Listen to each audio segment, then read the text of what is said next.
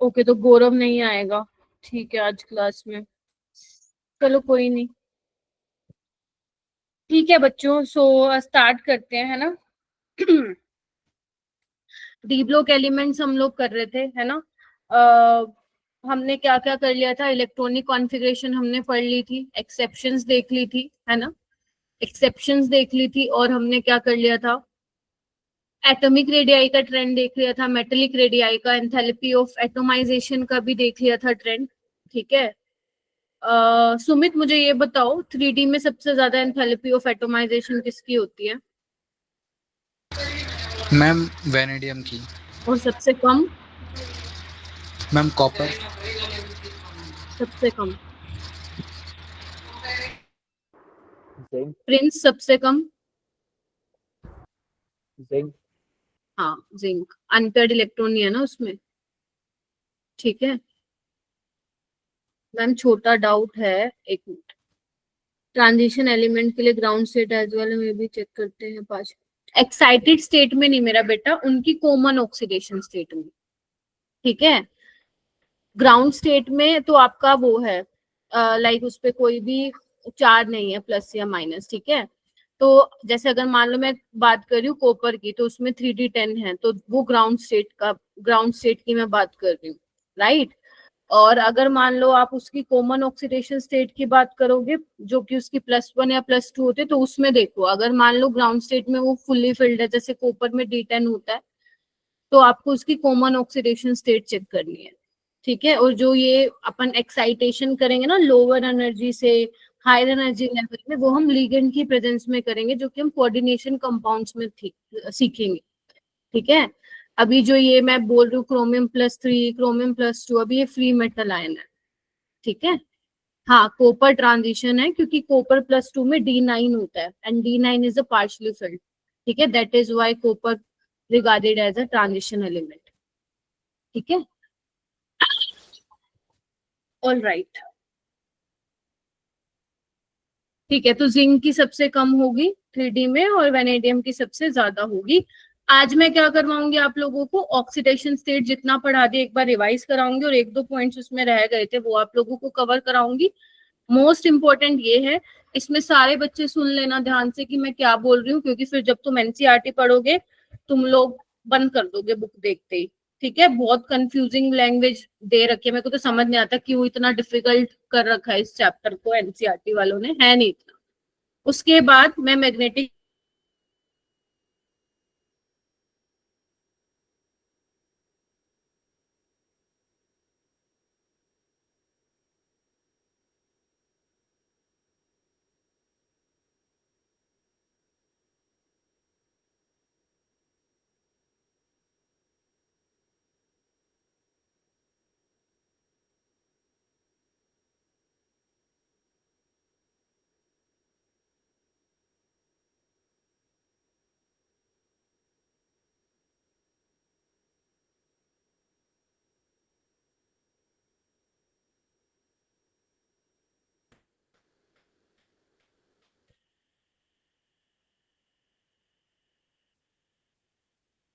दिख रही है अभी, एक मिनट रुको रुको रुको, दिख रही है, ऐसा भी दिख रही है मैम। यार ये क्या हो रहा है, मेरे को प्लीज बता देना चैट में लिख के अगर ऐसा हुआ तो।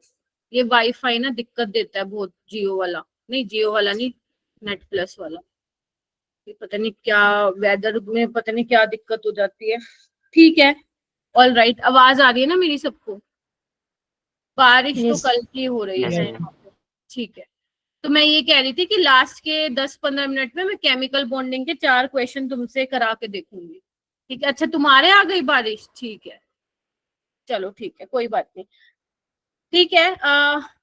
तो हमने काफी सारी चीजें कवर कर ली थी, प्लीज, क्योंकि ये याद करने का चैप्टर है, तो प्लीज क्लास में जब भी मेरी क्लास होती है तो थोड़ा 15 मिनट एक बार क्लास के नोट्स पढ़ाया करो, है ना, जो जो मैंने इंपॉर्टेंट बताई थी, है ना, कि मेल्टिंग पॉइंट किसका ज्यादा होता है 3D में, 4D में, है ना, 5D में पूरे डी ब्लॉक में किसका ज्यादा होता है ना, मैग्नीज टेक्टिनियम का कम क्यों होता है, तो ये सारी चीजें तुम्हें मालूम होनी चाहिए, ठीक है। एक क्वेश्चन तुम लोगों को करके दिखाना है मुझे अभी, ये वाला, और हैंड रेस करोगे आप लोग, एंड कोई भी गूगल यूज नहीं करेगा, अपने आप करोगे। करिए, ट्राई करिए क्वेश्चन को। एंड अब्दुल्ला, पीरबख्श एंड धनंजय, आप लोग भी प्लीज अपने डीपीपीज शेयर करना स्टार्ट करिएगा, जो भी है, क्योंकि मैंडेटरी है।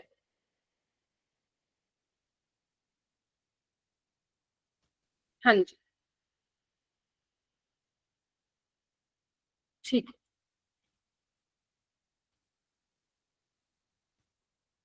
ठीक है, ये क्वेश्चन करके दिखाइए बेटा।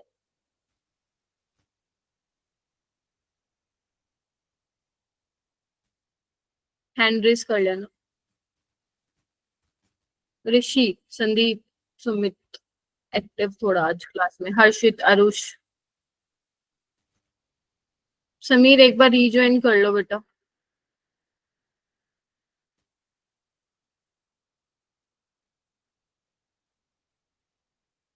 प्रिंस का हो गया, आदर्श, सिमरन, आर्यन का हो गया, बाकी सक्षम का भी हो गया, राहुल का भी हो गया।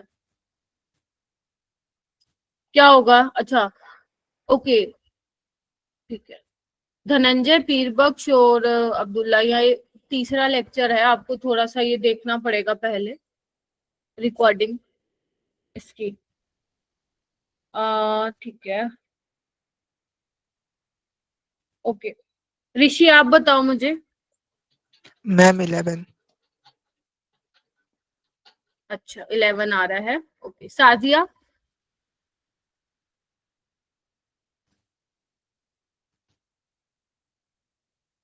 साजिया बताओ।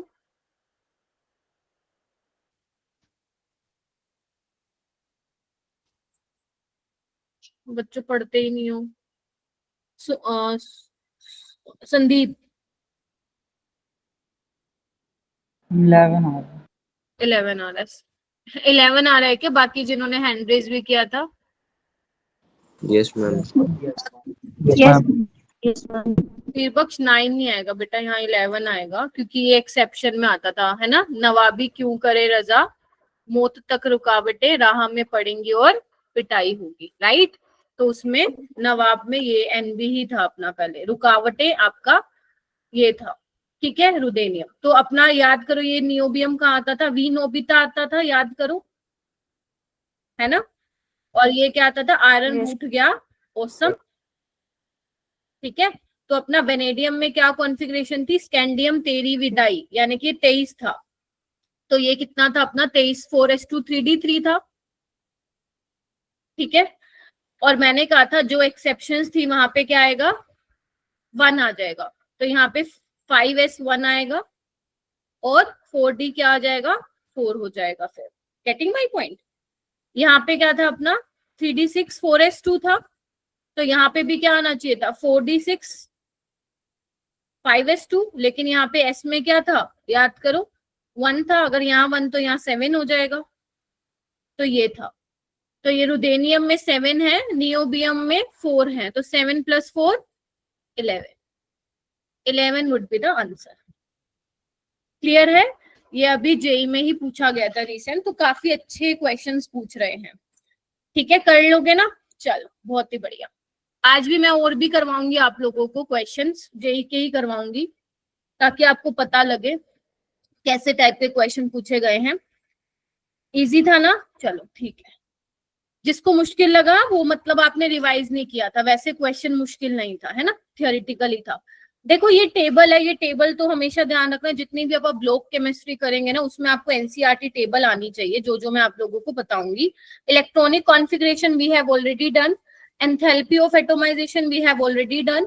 सबसे ज्यादा मैंने बताई थी, तुम्हें लग रहा है क्रोमियम की होगी, लेकिन किसकी थी? याद करो, वेनेडियम की थी। सबसे कम किसकी थी? जिंक की, क्योंकि जिंक में there is no unpaired electron, ठीक है। डी वाला कंप्लीटली फिल्ड है। तो जिंक, कैडमियम, मरकरी ये आपके सॉफ्ट मेटल होते हैं, बाकी ट्रांजिशन मेटल आपके हार्ड मेटल होते हैं, due to high enthalpy of atomisation और high melting and boiling point, ठीक है। ये मैंने एक चीज बताई थी। उसके अलावा आयनाइजेशन एनर्जी का मैंने ऑर्डर बताया था ना, काफी सारे पॉइंट्स जो हैं। नहीं नहीं नहीं, प्लेटिनम में नहीं, पैलेडियम में। ठीक है। आयरन पैलेडियम में एस में 0 होता था बस, बाकी सब में एस में 1 जो जो एक्सेप्शन थी। ठीक है, ओके। उसके अलावा मैंने आयनाइजेशन एनर्जी बताई थी। आयनाइजेशन एनर्जी में याद करो मैंने काफी सारे पॉइंट्स लिखवाए थे आप लोगों को कि क्रोमियम कॉपर की आयनाइजेशन सेकंड आयनाइजेशन एनर्जी ज्यादा होती है ना।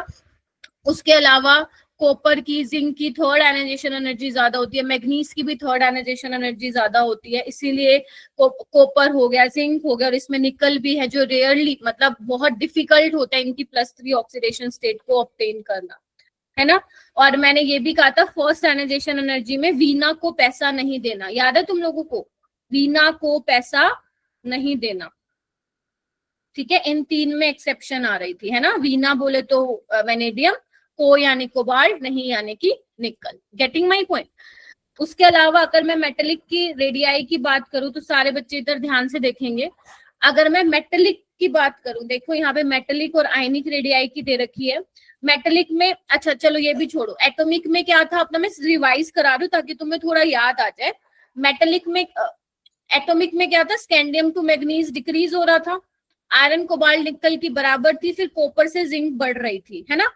जबकि मेटेलिक में क्या थी मेरा बेटा, मेटेलिक में अपनी स्कैंडियम से क्रोमियम घट रही थी, याद करो, फिर मैग्नीज में बढ़ गई थी, आयरन कोबाल्ट निकल ऑलमोस्ट बराबर ही थी, और कॉपर से जिंक फिर बढ़ गई थी, है ना। ये हमने डिस्कस किया था।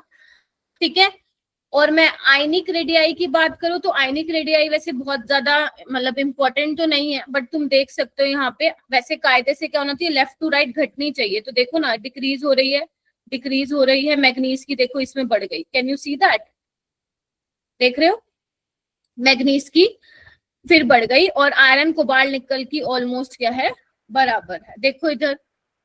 ठीक है, तो आयनिक रेडियाई तुमसे इतना नहीं पूछा जाता है, मेन तुमसे मेटेलिक रेडियाई पूछी जाएगी या फिर एटॉमिक रेडियाई पूछी जाएगी।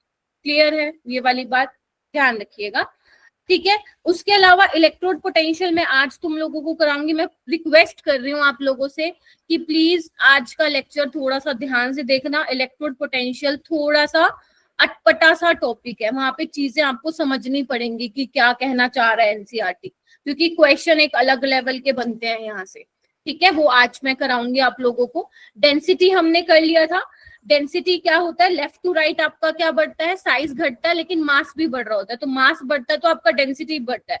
तो यहाँ पे देखो आपका डेंसिटी बढ़ता है ना। फिर जिंक तक जाते हुए आपका साइज वाला फैक्टर डोमिनेटिंग होता है, तो साइज बढ़ता है, आपका डेंसिटी कम हो जाता है। और सबसे कम किसकी डेंसिटी है आपकी 3D में, स्कैंडियम की है। ठीक है, हाँ आ जाएगा पीर बख्श। वैसे आप लोगों को ना पढ़ के आना चाहिए था, क्योंकि मैंने ऑलरेडी बता दिया था आप लोगों को कि इस बैच में क्या चल रहा है, बट स्टिल आ जाएगा समझ में, कोई ऐसी बहुत बड़ी बात नहीं है। पीरियोडिक टेबल पढ़ रखा है ना, तो आ जाएगा उससे रिलेट करके। ठीक है, ओके। उसके बाद हम चलते हैं, एक बार रिवाइज करा दूं फटाफट, जल्दी आओ, कोई भी नहीं लिखेगा, ये सब तुमने लिखा हुआ है। ऑक्सीडेशन स्टेट में मैंने तुम लोगों को क्या बताया था, ऑक्सीडेशन स्टेट में मैंने ये बताया था कि जो डी ब्लॉक एलिमेंट्स है वो वेरिएबल ऑक्सीडेशन स्टेट दिखाते हैं, है ना। और अगर मैं 3D सीरीज की बात करूं तो सबसे ज्यादा ऑक्सीडेशन स्टेट आपका मैग्नीज दिखाता है +2 से +7। ऐसा क्यों हो रहा है, क्योंकि NS के इलेक्ट्रॉन भी पार्टिसिपेट कर रहे हैं और N-1D के इलेक्ट्रॉन भी पार्टिसिपेट कर रहा है। लेकिन मैग्नीज के आगे जाने पे कोबाल्ट, निकल, कॉपर, जिंक में क्या हो रहा है, पेयरिंग चालू हो जा रही है, जिसकी वजह से ऑक्सीडेशन स्टेट क्या है, कम होती है। ठीक है, स्कैंडियम से मैग्नीज तक बढ़ती है, ठीक है, और फिर उसके बाद क्या है, कम हो जाती है। जिंक +2 दिखाता है, स्कैंडियम +3 ही दिखाता है अपनी। ठीक है, तो स्कैंडियम 2 क्या है, वर्चुअली अननोन है। किस केस में एनर्जी लेवल सेम नहीं होते, एनर्जी डिफरेंस होता है। 3D और 4S सेम कैसे होंगे, देयर इज एनर्जी डिफरेंस, लेकिन कम एनर्जी डिफरेंस होता है। ठीक है, कम एनर्जी डिफरेंस की वजह से एक्साइटेशन पॉसिबल होता है, सेम नहीं होता, थोड़ा बहुत होता है बेटा एनर्जी डिफरेंस। ठीक है, तो स्कैंडियम के केस में क्या है, स्कैंडियम वाला +3 ऑक्सीडेशन स्टेट में आपका मिलता है। ठीक है, उसका वेरिएबल ऑक्सीडेशन स्टेट वो शो नहीं करता। टाइटेनियम में मैंने बोला था टाइटेनियम 4 वाला ज्यादा स्टेबल होता है, जिंक की +2 दिखाई देती है ना। उसके बाद मैंने बोला था कि पी ब्लॉक, याद करो जब मैं तुम्हें पी ब्लॉक एलिमेंट करा रही थी तो मैंने कहा था कि down the group lower oxidation state ज्यादा स्टेबल होती है due to inert pair effect, जबकि डी ब्लॉक एलिमेंट में क्या देखने को मिला, जो नीचे जाते जाओगे तो हायर ऑक्सीडेशन स्टेट ज्यादा स्टेबल होगी। यानी कि क्रोमियम, अगर आप एनसीईआरटी की बात करो तो एनसीईआरटी ने क्रोमियम, मोलिबेडियम, टंगस्टन की बात कर रखी है, तो आपको भी कुछ और नहीं पढ़ना, यही वाले आपको ध्यान रखने कि क्रोमियम 6 वाले में क्या बिहेव करेगा, as a oxidising agent behave करेगा, स्ट्रॉन्ग ऑक्सीडाइजिंग एजेंट, मतलब जो अपने आप को रिड्यूस कर सके, जबकि मोलिबेडियम और टंगस्टन के ऑक्सीडाइज इतने अच्छे ऑक्सीडाइजिंग एजेंट नहीं है, क्योंकि ये अपनी 6 वाली ऑक्सीडेशन स्टेट में क्या है मेरा बेटा, स्टेबल। ठीक है, ठीक है, ऑलराइट। कर कंपेरेबल एनर्जी होने की वजह से क्या कर रहे हैं, एक्साइटेशन तो तब पॉसिबल है, ठीक है। और आपके जो बॉन्ड फॉर्मेशन में जो पार्टिसिपेट करते हैं वो NS वाले में जो इलेक्ट्रॉन है और जो N-1D वाले में इलेक्ट्रॉन है। यानी कि अगर मैं मान लो 3D सीरीज की बात करूं तो 4s वाले इलेक्ट्रॉन और 3D वाले इलेक्ट्रॉन दोनों ही बॉन्ड फॉर्मेशन में क्या है, पार्टिसिपेट कर सकते हैं। और अगर मान लो कोई तुमने इलेक्ट्रोनेगेटिव एलिमेंट के साथ बॉन्ड बना लिया, वो तो बहुत इलेक्ट्रोनेगेटिव है, तो इसीलिए मैंने बोला भी था कि फ्लोरीन और ऑक्सीजन के साथ ज्यादा high number of oxidation state देखने को मिलती है। Getting my point. उसके अलावा मैंने कहा था ये पॉइंट मैं तुम्हें कोऑर्डिनेशन कंपाउंड्स में कराऊंगी, बस मैंने कहा था लिख लेना कि जो आपके मेटल हैं वो आपके लो ऑक्सीडेशन स्टेट भी शो करते हैं। अभी समझने की कोशिश मत करना मैम ये लीगेंड क्या है, जिसने पढ़ रखा है पहले वो ठीक है, लेकिन जिसने नहीं पढ़ रखा इट्स ओके।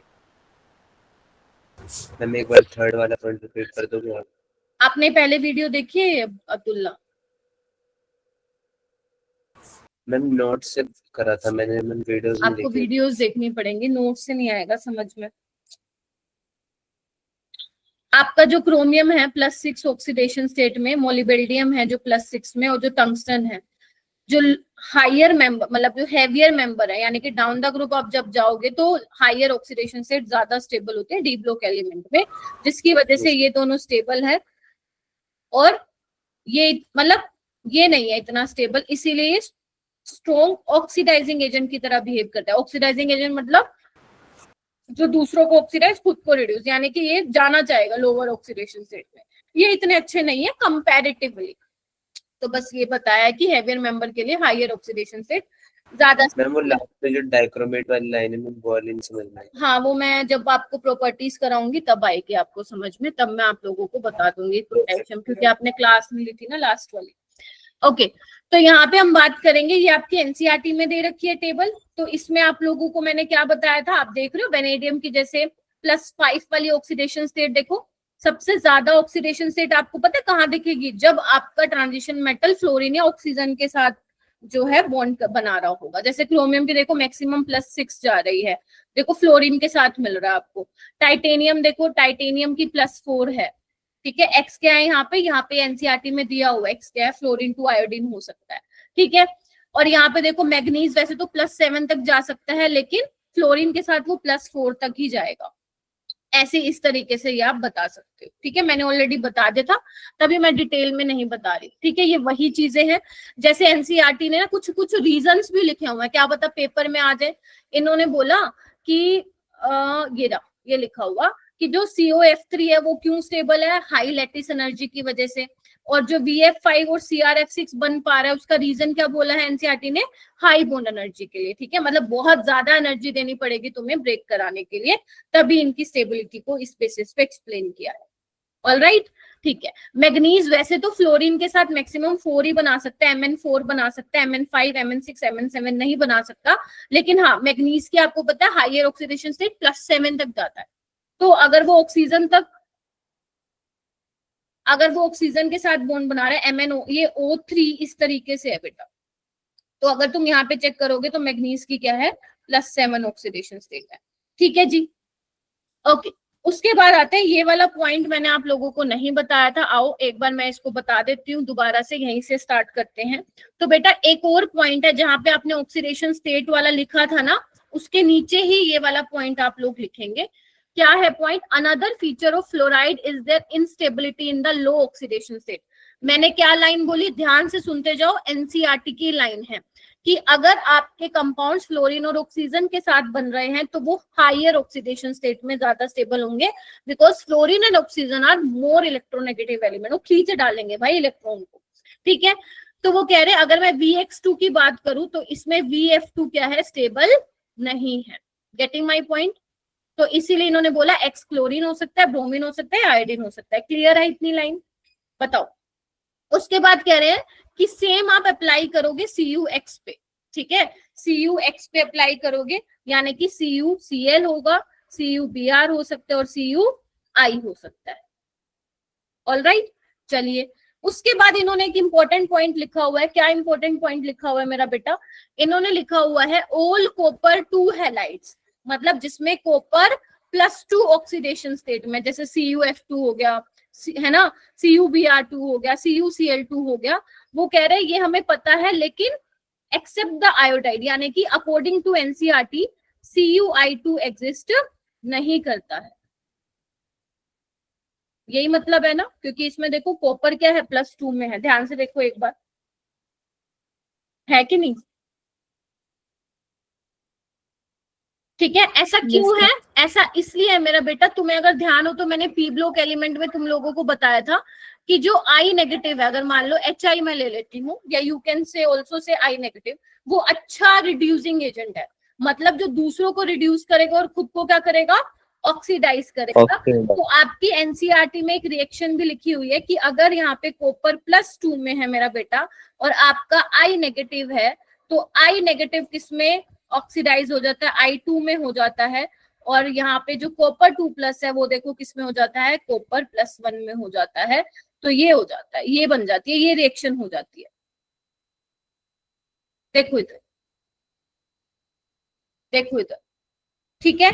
तो बनना क्या चाहिए था, हमें चाहिए क्या था, CuI2। दैट इज वाई ये बोल रहे हैं कि CuI2 एग्जिस्ट नहीं करता है, क्योंकि ये क्या है, स्ट्रॉन्ग ऑक्सीडाइजिंग एजेंट है, जिसकी वजह से ये खुद को तो क्या करेगा, सॉरी रिड्यूसिंग एजेंट, खुद को क्या करेगा, ऑक्सीडाइज, और दूसरों को क्या करेगा, रिड्यूस करेगा। अब यहाँ पे तुम कॉपर की ऑक्सीडेशन स्टेट चेक करो, +1 आएगी, देख रहे हो? ठीक है, तुम्हें एक काम की बात बताती हूँ, बहुत काम की। इधर आना, इधर आओ, ये देखो, इधर आओ, ये ध्यान से देखना, CuX2 दिख रहा है सबको? यहाँ पे जो X पर ये सेकंड है वो क्या रिप्रेजेंट कर रहा है, इधर देखना, फ्लोरीन और क्लोरीन, मतलब NCERT के अकॉर्डिंग CuF2 और CuCl2 एग्जिस्ट करता है। ध्यान से देखो, यहाँ पे ना फंसा देगा एग्जामिनर ने, तो तुमको ध्यान से देखना अगर थोड़ा सा उसने क्वेश्चन घुमाया। मतलब according to this table CuF2 CuCl2 exist कर रहा है, CuI2 नहीं कर रहा, वो भी मैंने बताया, CuBr2 भी नहीं कर रहा है। लेकिन यहाँ पे देखो क्या बात बोल रहे हैं, all copper 2 halides are known except the iodide. Getting my point? तो जब आप करोगे ना, इसको ध्यान में रखोगे, जब आप नोट्स को रिवाइज करोगे, तो प्लीज जो ये टेबल है, अगर आप NCERT में कुछ हाईलाइट कर रहे हैं तो वहां पे जरूर इस तरीके से आप लिख लीजिएगा। समझ रहे हो? इसमें CuBr2 का नहीं बता रखा है, लेकिन ये टेबल के अकॉर्डिंग जो ये X2 वाले हाईलाइट, मतलब जो आपके ऊपर जो ये दिखा रहा है ना, यहाँ पे सिर्फ या तो फ्लोरीन होगा या फिर क्लोरीन होगा। ठीक है जी, ये प्लीज लिख लेना, क्योंकि जो Br नेगेटिव है वो भी Br2 में चेंज हो जाता है। ऑलराइट,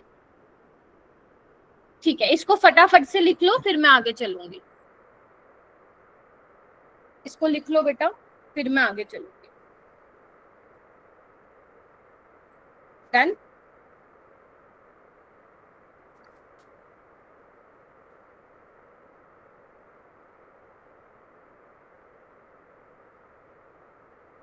फ्लोराइड के लिए लो ऑक्सीडेशन स्टेट का मतलब है कि अगर मान लो कोई ट्रांजिशन मेटल फ्लोरीन के साथ बॉन्ड बना रहा है तो वो जनरली आपको हाई ऑक्सीडेशन स्टेट में मिलेगा।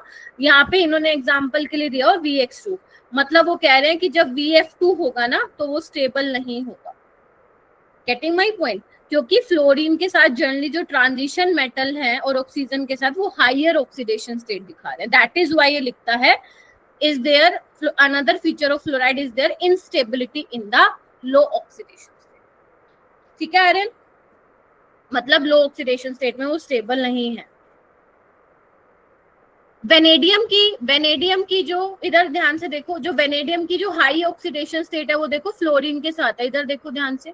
और जो ये यहाँ पे इधर देखो, जो ये 4 वाली है यहाँ पे दिख रहा है, ये देखो इधर ये दिख रहा है एक्स के ऊपर जहाँ पे मैंने ये डैश लगाया है, यहाँ पे भी आपका फ्लोरीन हो सकता है, क्लोरीन हो सकता है, ब्रोमीन हो सकता है। यानी कि जो वेनेडियम है +4 में जब है तो वो फ्लोरीन के साथ बना रहा है, ठीक है, क्लोरीन के साथ भी बना रहा है, ब्रोमीन के साथ भी, आयोडीन के साथ भी। लेकिन अगर मैं बात करूं वेनेडियम जब +5 में होगा तो वो सिर्फ VF5 के साथ दिखेगा। Getting my point? Yes ma'am. ठीक है आर्यन जी, चलिए ये आई होप ये लिख लिया होगा। एक एक लाइन को समझते जाना, जहां पे भी डाउट आएगा पूछ लेना हैंड रेज करके। उसके बाद बात करते हैं नेक्स्ट पॉइंट क्या कहता है। यहाँ पे वो बोल रहा है कि जो कॉपर के कंपाउंड्स हैं, मतलब जहां पे कॉपर आपका +1 ऑक्सीडेशन स्टेट में है, वो अनस्टेबल होता है इन एक्वस सॉल्यूशन।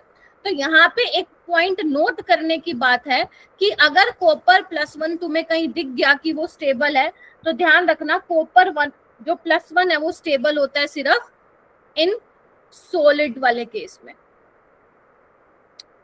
ठीक है। अगर तुम्हें मान लो कहीं पे दिख जाए ना कि कॉपर +1 मैम स्टेबल दिखा रहा है, तो ध्यान रखना कॉपर +1 स्टेबल होगा सिर्फ किसमें, स्टेबल इन सॉलिड स्टेट में। एनसीईआरटी क्या बोलती है? एनसीईआरटी कहती है कि अगर तुमने कोई कंपाउंड ले लिया, अगर वो कॉपर +1 में है, तो वो डिस्प्रपोर्शनेशन रिएक्शन क्या करेगा, शो करेगा। What do you mean by disproportionation reaction? यानी कि सेम स्पीसीज का ऑक्सीडेशन हो रहा है और सेम स्पीसीज का क्या हो रहा है, रिडक्शन हो रहा है। Getting my point? So this is another example for disproportionation reaction. ऐसे मैंने काफी सारे आपको एग्जांपल बताया, पी ब्लॉक में बताया, ठीक है। यानी कि इसका मतलब क्या हुआ, इसका मतलब क्या हुआ कि कॉपर +1 कॉपर +2 में जाना चाह रहा है, यस और नो, एक्वस सॉल्यूशन में, यही मतलब yes, हुआ। ऐसा क्यों हो रहा है, रीजन क्या है इसका? क्योंकि मेरा बेटा ध्यान से सुनना, बहुत ध्यान से सुनना, अगर मैं कॉपर +1 से कॉपर +2 में जाना चाहती हूँ, लेट्स से ये अभी गैसियस फेज में है ना, तो क्या होगा, यहाँ पे कॉपर +2 में जा रहा है, तो इलेक्ट्रॉन निकालने के लिए आयनाइजेशन एनर्जी चाहिए, यस और नो, ठीक है, यही चाहिए ना, सेकेंड आयनाइजेशन एनर्जी चाहिए, क्योंकि एक इलेक्ट्रॉन तो निकल चुका है। अगर मान लो इसको एक्वस में लेके जाना है, तो मतलब क्या होगा, पानी के मॉलिक्यूल जब अट्रैक्ट करेंगे तो कौन सी एनर्जी निकलती है मेरा बेटा, जिसको हम हाइड्रेशन एनर्जी बोलते हैं, यस और नो, कंफर्म कीजिए। Yes ma'am.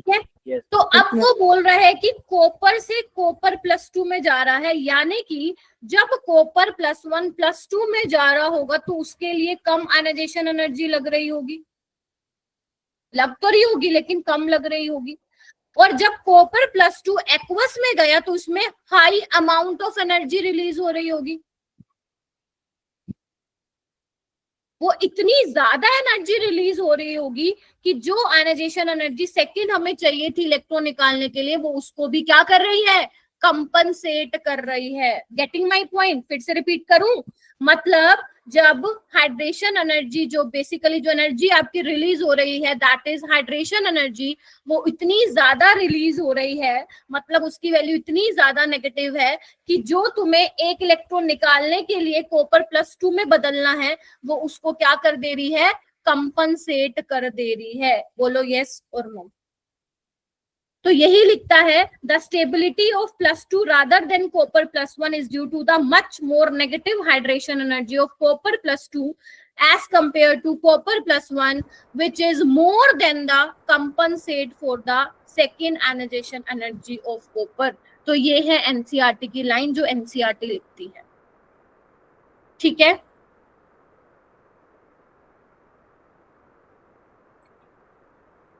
क्योंकि आपको पता है जब भी कोई रिएक्शन हो रही होती है तो आपकी एनर्जी निकलती भी, आपको एनर्जी देनी भी पड़ती है। Getting my point? तो इस वाले केस में आपकी एनर्जी इतनी ज्यादा निकल रही है कि जो आपको एनर्जी देनी पड़ रही थी ना, आयनाइजेशन एनर्जी सेकेंड इलेक्ट्रॉन निकालने के लिए, उसको भी वो क्या कर दे रही है, कंपनसेट वहां पे कर दे रही है। तो आई होप ये एनसीईआरटी की लाइन आपको क्लियर हो गई होगी, क्योंकि ये बहुत इंपॉर्टेंट है। यहाँ पे 2024 या पता नहीं 23 में एक क्वेश्चन भी बना हुआ है, ध्यान रखना, मोर नेगेटिव हाइड्रेशन एनर्जी। तो जब एनर्जी रिलीज होती है डेल्टा एच लेस देन 0 होता है, ध्यान रखिएगा इस चीज का। ऑल राइट, अब आगे आओ। ये भी तुम्हारी एनसीईआरटी में टेबल दे रखी है, अगर जब तुम पढ़ोगे तो तुम्हें पता चलेगा। थोड़ा सा मैं समझा देती हूँ, ऐसा टेबल को रटने की जरूरत नहीं है मेरा बेटा। थोड़ा सा यहाँ पे मैं क्या समझाऊंगी जो अभी तक मैं पढ़ा भी चुकी हूँ। मैंने कहा था स्कैंडियम +3 में मिलता है, तो आपको देख रहे हो जो ये स्कैंडियम का ऑक्साइड तुम्हें दिख रहा है यहाँ पे स्कैंडियम +3 में ही है, देख रहे हो। तो इसमें देखो टाइटेनियम में मैंने तुम लोगों को कहा था कि टाइटेनियम की +4 वाली ज्यादा, मैक्सिमम +4 ही दिखा सकता है। तो देखो इसका ये ऑक्साइड यहाँ पे दिखा है। वेनेडियम मैक्सिमम +5 दिखा रहा था, एक मैंने VF5 बताया। ऑक्सीजन के साथ भी क्या कर रहा है ये +5 यहाँ पे शो कर रहा है, can you see that. Chromium की मैक्सिमम +6 थी, एक तो वो CrF6 थी और ये ऑक्साइड भी बना रहा है, ठीक है। उसके बाद आओ, Mn की मैक्सिमम +7 थी, लेकिन फ्लोरीन के साथ वो कितनी दिखा पा रहा था Rn, बस फ्लोरीन के साथ +4 दिखा पा रहा था। +7 वो कहाँ दिखा रहा है, एक तो MnO3F होगा, और अगर मैं सिर्फ बात करूं ऑक्सीजन की तो यहाँ पे वो ऑक्सीजन के साथ क्या दिखा रहा है, +7 ऑक्सीडेशन स्टेट दिखा पा रहा है। ऐसा क्यों होता है, क्योंकि ऑक्सीजन की क्या टेंडेंसी होती है, मल्टीपल बॉन्ड फॉर्मेशन करने की टेंडेंसी होती है, जबकि फ्लोरीन क्या बनाता है, सिंगल बॉन्ड बनाता है। यस और नो। अब इसका मैं आप लोगों को बताऊं, तो इस तरीके से तुम्हें समझना है। आगे आइए, आयरन की क्या थी याद करो। आयरन की अपनी कौन सी थी, +2 +3, ये ज्यादा कॉमन थी। तो ध्यान से देखो, जिसमें आयरन का ऑक्साइड दिख रहा है आपको, यहाँ पे आयरन किस में है, +3 में है। कोबाल्ट में देखो, कोबाल्ट का क्या है यहाँ पे देखो, अगर तुम ऑक्सीडेशन स्टेट निकालोगे 8/3 आएगा, दिख रहा है तुम्हें, निकाल के देखो 3x - 8 = 0, तो ये आ रहा है 8/3। तो मैम ये क्या है, तो जहां जहां पे स्टार लगा हुआ है ना, उनको हम बोलते हैं मिक्स्ड ऑक्साइड, मतलब वो एक से ज्यादा ऑक्साइड से मिलके बने। हालांकि आपको करना नहीं है, बस मैं बता रही हूँ, अगर तुम्हारे दिमाग में मैम ये स्टार क्या है, ठीक है। जैसे अगर मान लो Fe3O4 है, ठीक है, तो ये कौन से ऑक्साइड से बना होगा, FeO, ठीक है, और एक Fe2O3। अब यहाँ पे ऑक्सीडेशन स्टेट निकालना इसकी 2x - 6 3, ठीक है, और इसमें कितनी है इसकी 2 है, देखो।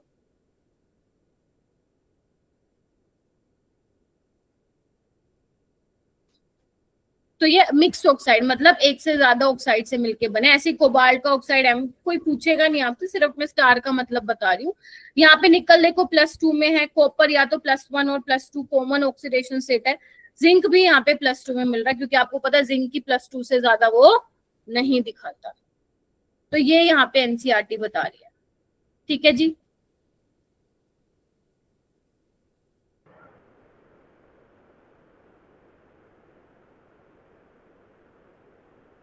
ओके, तो जो मैंने बोला है वही एनसीईआरटी मतलब यहाँ पे लिखती भी है, पढ़ना चालू करो मेरा बेटा।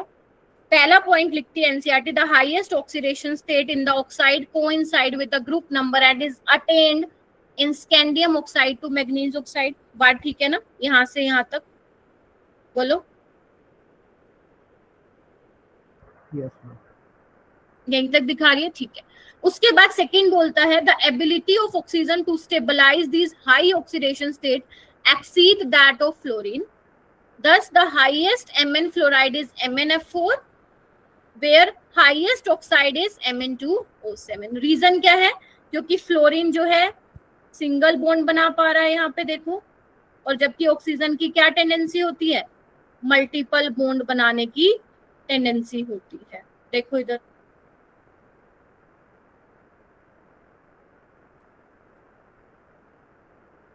तो ये क्या है, टेट्राहेड्रल है, और ये भी क्या है, ये भी टेट्राहेड्रल है। यहाँ पे देखो ना, फ्लोरीन पे -1 का चार्ज है, तो Mn पे कितना का होगा, +4। यहाँ पे देखो ऑक्सीजन -2 -2 -2 -1, तो इस पे कितने का होगा, +7। पलक ठीक है, सिमरन, श्रुति, मनीषा, अंजलि, सुमित, संदीप। देखो जहां पे हम समझ के कर सकते हैं वहां हम समझ के ही पढ़ेंगे। ओके, फिर वो कह रहे हैं in the covalent oxide Mn2O7 each Mn is tetrahedrally surrounded by oxygen including A MnO Mn bridge, ये भी मैंने बता ही दिया।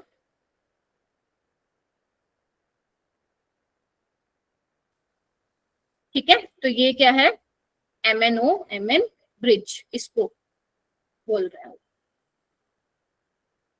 ठीक है, ब्रिज क्या होता है, ऐसे बीच में आजू बाजू उसके जो है झूलते हुए इस तरीके से। ठीक है, तभी यहाँ पे MnO Mn को क्या बोला गया है, ब्रिज बोलते हैं। हो गया इतना? Yes ma'am. ठीक है, एक क्वेश्चन है मैम एनसीईआरटी का क्वेश्चन, हाँ एनसीईआरटी के, मैं छुड़वाऊंगी नहीं क्वेश्चन, जो मुझे लगेगा आ सकता है जेई में वो मैं करवाऊंगी। एक एनसीईआरटी का क्वेश्चन है, वो कहता है how would you account for the increasing oxidising power. Oxidising power का मतलब सोचो क्या है। मेरी वॉइस सबके लिए ब्रेक हो रही है क्या, या सिर्फ कृष्णा के लिए हो रही है? अब तो लाइट भी आ गई। कृष्णा एक बार रिज्वाइन कर ले बेटा। ऑक्सीडाइजिंग पावर का मतलब क्या है, ऑक्सीडाइजिंग एबिलिटी, मतलब जो दूसरों को क्या करेगा, बोलो, जो दूसरों को ऑक्सीडाइज, खुद को रिड्यूस। ठीक है मैम, खुद को रिड्यूस।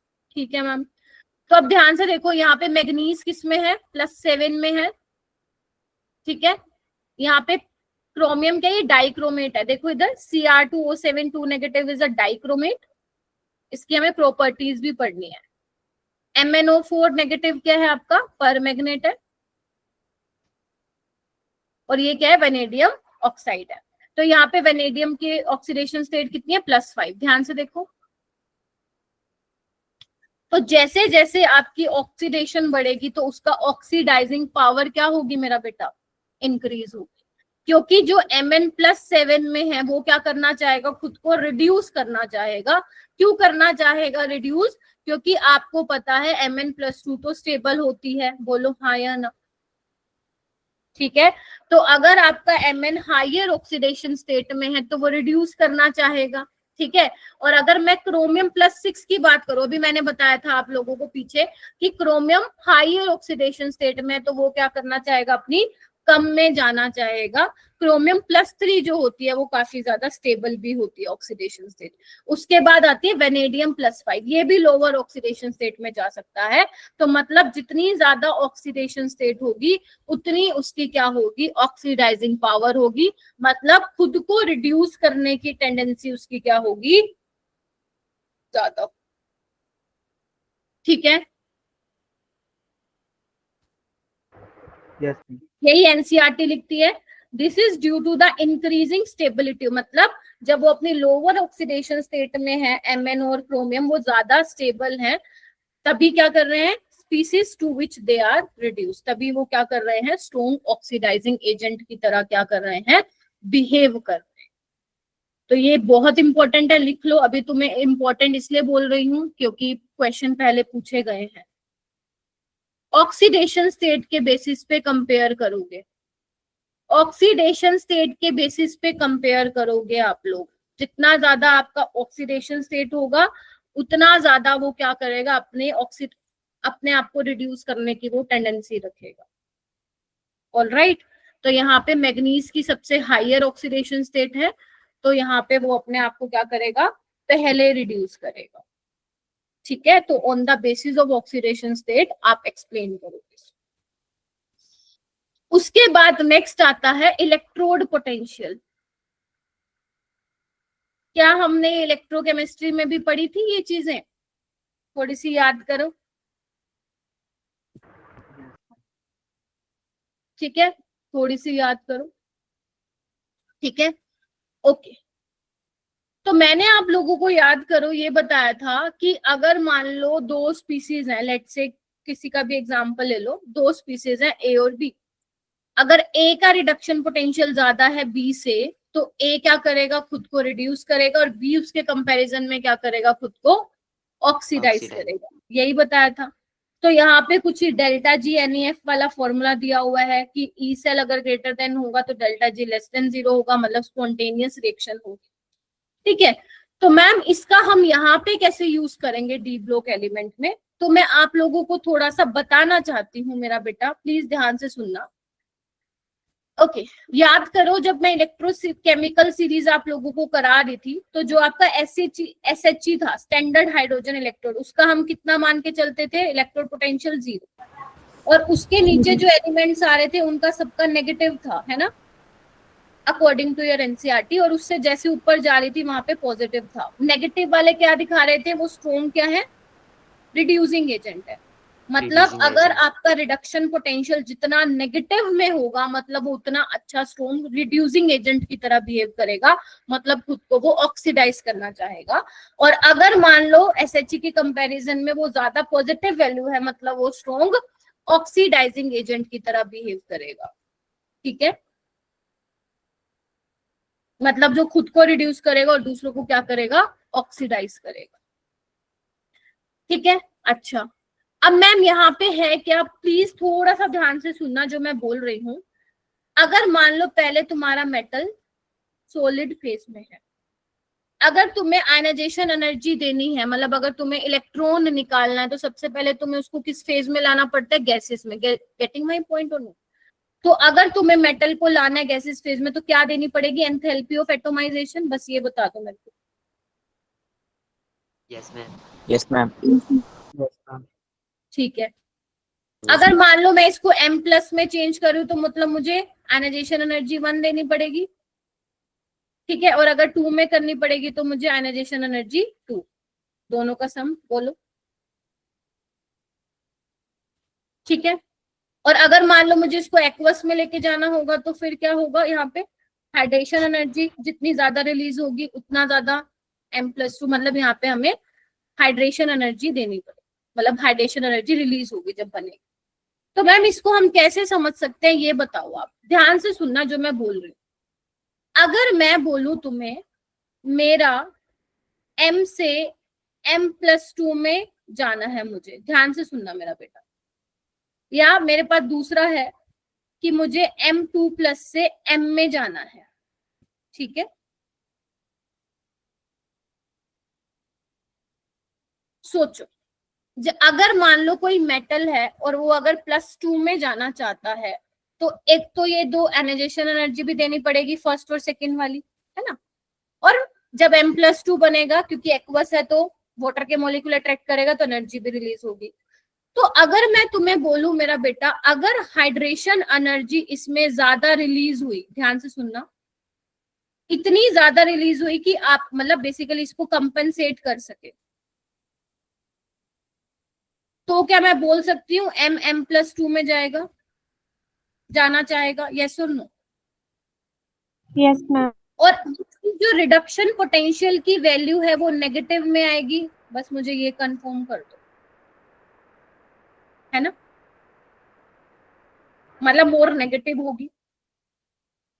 लेकिन अगर मैं बोलूं बेटा M+2 M में जाना, अब अगर मैं बोलूं उल्टा बोलूं, अगर मैं उल्टा बोलूं, हटाओ इसको, अगर मैं उल्टा बोलूं कि बेटा M जो है M+2 में नहीं जाना चाहता है, नहीं जाना चाहता है, मतलब उस केस में हाइड्रेशन एनर्जी इतनी ज्यादा रिलीज नहीं हो रही जितनी तुम्हें आयनाइजेशन एनर्जी देनी पड़ रही है, यही मतलब है, सोच के बताओ।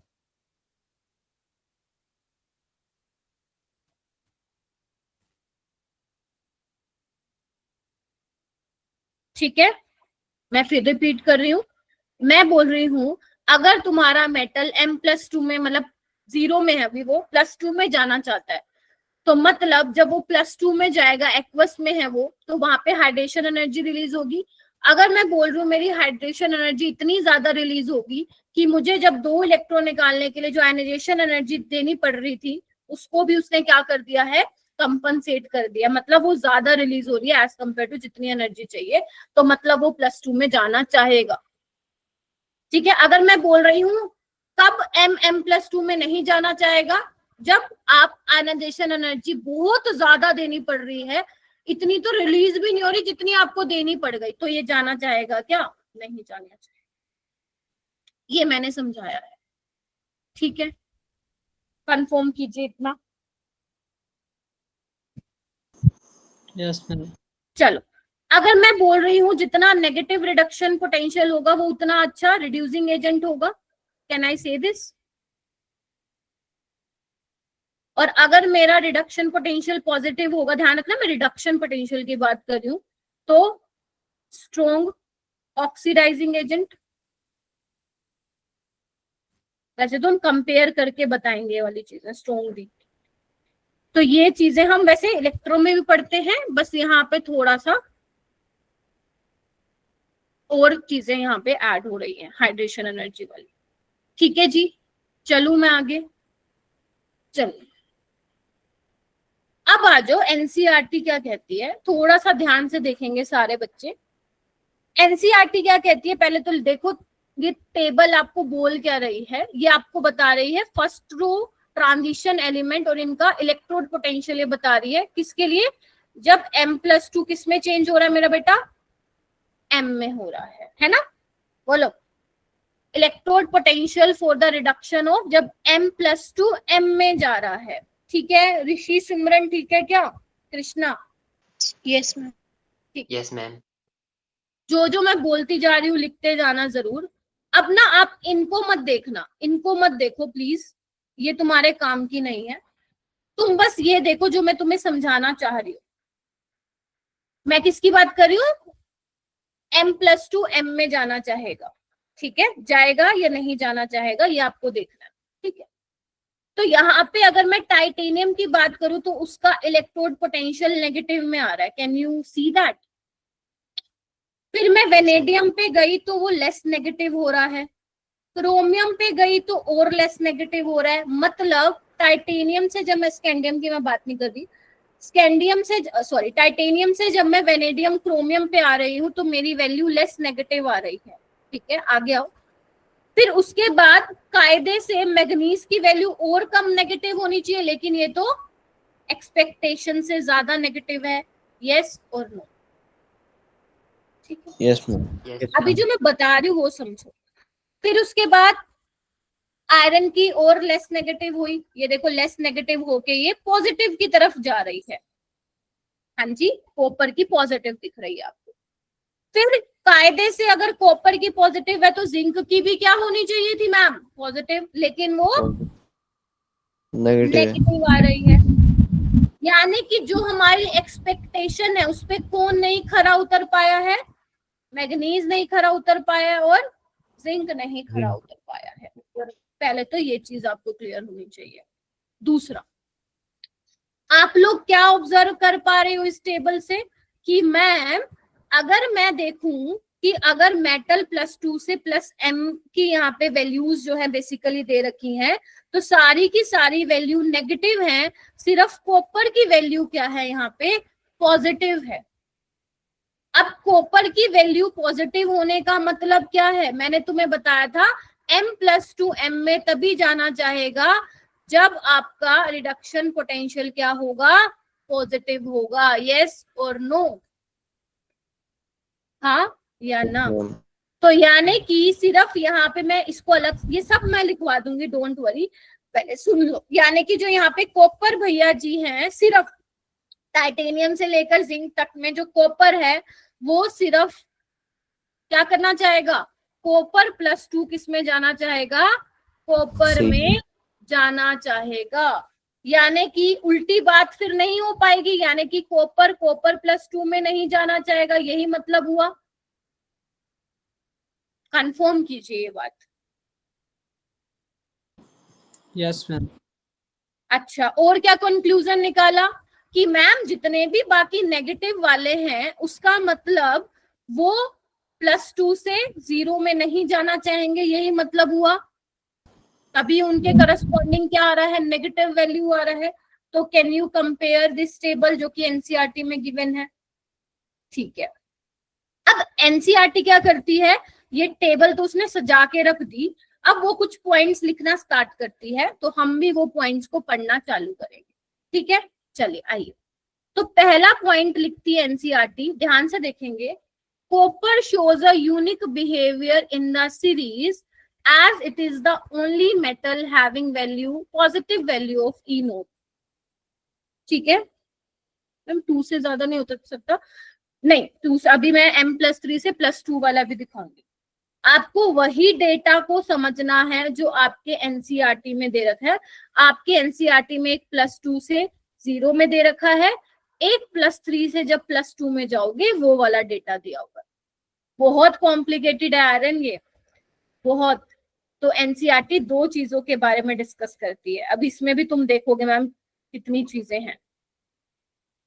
ओके, तो अच्छा वो कह रहे हैं कि कॉपर ओनली ऐसा मेटल है जिसका पॉजिटिव है, यानी कि कॉपर +2 कॉपर में जाना चाहेगा, लेकिन इसका उल्टा सही नहीं होगा, मतलब ये इसमें नहीं जाना चाहेगा। अब तुम खुद भी बता दोगे क्यों नहीं जाना चाहेगा, क्योंकि इसमें आयनाइजेशन एनर्जी जो है वो ज्यादा लग रही होगी as compare to hydration energy. तो क्या ये वही बोल रहा है? यहाँ पे देखो क्या बोल रहा है कि सम ऑफ एंथैल्पी ऑफ सब्लिमेशन, मतलब जो आपने एंथैल्पी ऑफ एटोमाइजेशन दी थी, याद करो, और ionisation is not balanced by hydration energy, क्योंकि पहले कॉपर सॉलिड में होता है ना, फिर आप एंथैल्पी ऑफ एटोमाइजेशन देके इसमें जाते हो, फिर आयनाइजेशन एनर्जी देके इसमें जाते हो। ठीक है, मतलब जो हाइड्रेशन एनर्जी रिलीज हो रही है वो कंपनसेट नहीं कर पा रही है एंथैल्पी ऑफ एटोमाइजेशन और आपकी आयनाइजेशन एनर्जी। तो इसीलिए एनसीईआरटी बोलती है, इसीलिए कॉपर जो है H2 गैस लिबरेट नहीं कर सकता है एसिड के साथ। और इसमें भी यहाँ पे मैं बात करूंगी, जल्दी आता है आपका HCl एसिड, HCl। ठीक है, क्यों नहीं कर सकता देखना एक बार, समझ रहे हो क्यों नहीं कर पाएगा, देखना एक बार। कॉपर जो है 2 इलेक्ट्रॉन गेन करके कॉपर में जाना चाहेगा, बोलो हाँ या ना, है ना, यही मतलब है। और हाइड्रोजन गैस रिलीज करने के लिए तो H+ को एक्सेप्ट करना पड़ेगा, तभी तो हाइड्रोजन गैस रिलीज होगी। अब कैसे करेगा, यहाँ तो कॉपर गेन कर रहा है ना, यानी कि दूसरों को तो वो क्या करेगा, ऑक्सीडाइज करेगा ना। तो that is why copper does not liberate hydrogen gas. ठीक है, वो रिएक्ट ही नहीं करता है HCl के साथ। ठीक है, अब एनसीईआरटी एक और लाइन लिखती है बहुत इंपॉर्टेंट, कि जो बहुत ज्यादा स्ट्रॉन्ग ऑक्सीडाइजिंग एजेंट होते हैं, जैसे HNO3 हो गया, कंसंट्रेटेड सल्फ्यूरिक एसिड हो गया, वो कॉपर के साथ रिएक्ट करते हैं। लेकिन कॉपर के साथ रिएक्ट तो करते हैं, लेकिन H2 कोई नहीं देता है, उसमें अलग प्रोडक्ट आपको मिलते हैं, NO2 गैस मिलती है, H2 नहीं देगा, H2 नहीं देगा। गेटिंग माई पॉइंट, ये ध्यान रखना। क्या बोल दिया मैंने, 2 बातें बोल दी। H2 तो वो नहीं देगा एसिड के साथ, और HCl के साथ तो वो रिएक्ट भी नहीं करेगा। ठीक है, तो ये बोलता है एनसीईआरटी। ठीक है, ध्यान से सोचो, सोना मत। और Yes. इसको प्लीज लिखते जाना साथ साथ, क्योंकि यही चीज तुम अगर 2 हफ्ते बाद पढ़ोगे ना तो नहीं आएगी समझ में, क्योंकि यहाँ पे चीजों को थोड़ा सा लिखना पड़ेगा। अपनी लैंग्वेज में लिखो जो तुम्हें समझ में भी आए। हाँ सुमित। मैम जो कॉपर होता है उसका इलेक्ट्रोपोटेंशियल पॉजिटिव होता है, तो मैम इसका मतलब ये है जो उसकी सम ऑफ एनर्जी है, आयनाइजेशन एनर्जी फर्स्ट और सेकंड प्लस में एटमाइजेशन, वो कम है, मतलब सॉरी ज़्यादा है उससे, हाइड्रेशन एनर्जी से। एकदम सही पकड़े। ठीक है, ठीक है, एकदम सही पकड़े। उसके अलावा नखरे कौन दिखा रहा था बेटा, नखरे कौन दिखा रहा था एक्सपेक्टेशन से, मैग्नीज और जिंक। लेकिन एनसीईआरटी निकल का नाम भी लिखती है, ऐसा क्यों लिखती है देख लेते हैं एक बार। वो कह रहे हैं electrode potential of manganese, nickel, zinc are more negative than expected. ये तो मैंने तुम्हें बता दिया वो टेबल देख के। पहले तो इनका रीजन समझो, मतलब Mn+2 Mn में नहीं जाना चाहेगा, मतलब Mn+2 में जाना चाहेगा, और जिंक जो है जिंक+2 में जाना चाहेगा, यस और नो। ये टिक का मतलब यही है कि इसमें ये जाना चाहेगा। ऐसा क्यों होगा, ऐसा इसलिए होगा क्योंकि मैम Mn+2 किस में है, D5 में है, और जिंक+2 किस में है, D10 कॉन्फ़िगरेशन में है जो कि स्टेबल है, इसीलिए Mn+2 में जाना चाहेगा, तभी वहां वैल्यू नेगेटिव आ रही है एक्सपेक्टेशन से ज्यादा, और जिंक भी Zinc+2 में जाना चाहेगा, तभी वहां पे एक्सपेक्टेशन से वैल्यू क्या आ रही है, ज्यादा नेगेटिव आ रही है। ठीक है मैम, निकल को क्या है, निकल का तो आपने नहीं बताया, तो निकल भी बेटा Nickel+2 में जाना चाहता है। मतलब क्यों जाना चाहता है, ध्यान से सुनना, क्योंकि एनसीईआरटी लिखती है कि जो Nickel+2 है मेरा बेटा, क्योंकि यहाँ पे निकल पे चार्ज क्या है, +2 का चार्ज है, गेटिंग माई पॉइंट। तो अब क्या होगा, एक्वस फेज में, मतलब जब पानी के मॉलिक्यूल इसको ज्यादा घेरेंगे, तो ये देखा गया कि यहाँ पे हाइड्रेशन एनर्जी बहुत ज्यादा क्या हो रही है, रिलीज हो रही है। दैट इज वाई Nickel+2 में जाना चाहेगा। तो यानी कि क्या समझे, Mn+2 में क्यों जाना चाहेगा, Mn+2 की D5 है, Zinc+2 में क्यों जाना चाहेगा, D10 है, यानी कि ये दोनों तो कॉन्फ़िगरेशन के बेसिस पे बताया है। और अगर निकल से Nickel+2 की बात करूं तो due to its high negative enthalpy of hydration, देखो सबसे ज्यादा अगर मैं 3D सीरीज में बात करूं तो निकल के केस में ज्यादा नेगेटिव हाइड्रेशन एनर्जी, रटना नहीं है, सिर्फ वैल्यू देख लो, ये देखो ये रही, हालांकि कॉपर की भी है, निकल भी पहले नंबर पे है। ठीक है, तो एनसीईआरटी तो एक्सपेरिमेंटल वैल्यूज लिख देता है बस, और उसी की ही लाइनें बना के लिख देता है और छोड़ देता है हमारे ऊपर कि लो भाई करो एक्सप्लेन। ठीक है, तो ये हो गया आपका दूसरा पॉइंट, पहला पॉइंट दूसरा पॉइंट। आ जाओ इधर, इतना हो गया।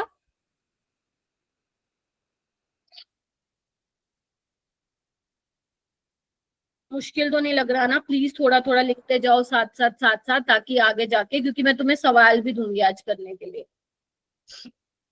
स्कैंडियम का नहीं करना है, स्कैंडियम इसमें आएगा मेरा बेटा, यहाँ पे +3 वाले में। एनसीईआरटी भी नहीं लिखती है स्कैंडियम का रिडक्शन पोटेंशियल, टाइटेनियम से बात करना चालू कर दिया एक्सपेरिमेंटल। देखो क्या ये वही बातें हैं, देखना ये एनसीईआरटी की टेबल में लिखा हुआ है, यहाँ पे भी उसने स्कैंडियम की बात नहीं कर रखी, तो हम भी नहीं करेंगे।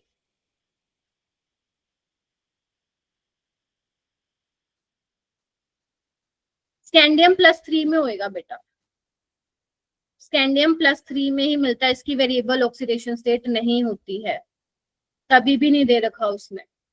ठीक है, स्कैंडियम +3 वेरिएबल ऑक्सीडेशन स्टेट नहीं दिखाता है, तभी उसने यहाँ पे वैल्यू भी नहीं देनी जरूरी समझी। ठीक है, चलिए ऑल राइट। ठीक है, अब मैम हमें क्या पढ़ना है, अब आपको पढ़ना है जब मेटल +3 है और वो इलेक्ट्रॉन गेन करके M+2 में जाएगा, तो बताओ कौन जाना चाहेगा +2 में, जिसका रिडक्शन पोटेंशियल बताओ ज्यादा होगा या कम होगा, जल्दी बोलो, अब बोल दो।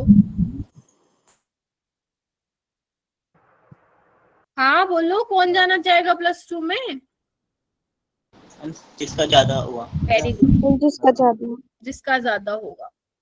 नेगेटिव नहीं, नेगेटिव में तो रिड्यूसिंग एजेंट वो स्ट्रॉन्ग होता है बेटा, मतलब जितना ज्यादा रिडक्शन पोटेंशियल होगा उतना वो खुद को रिड्यूस करेगा, यही तो बता रही हूँ मैं इतनी देर से।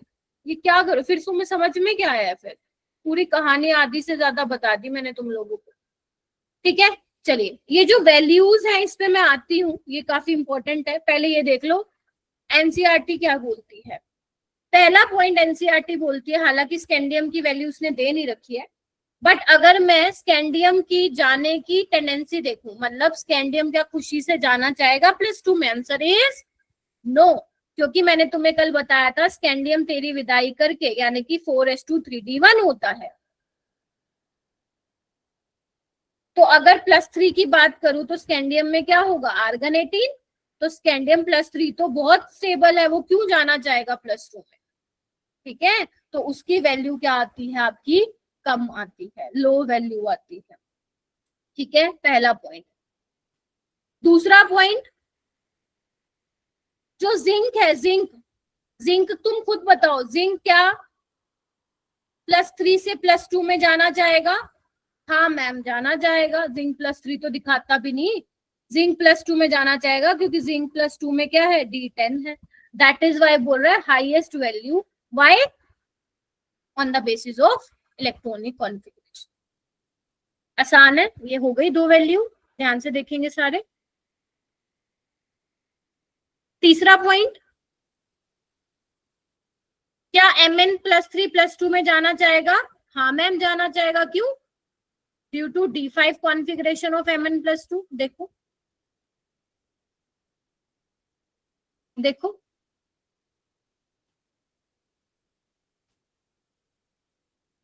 इससे बेटर एक्सप्लेनेशन सॉरी मैं नहीं दे सकती हूँ। अगर आपको नहीं समझ में आ रहा तो प्लीज आप जाके घर पे कहीं और से देख सकते हैं, क्योंकि इससे बेटर मैं नहीं दे सकता एक्सप्लेनेशन।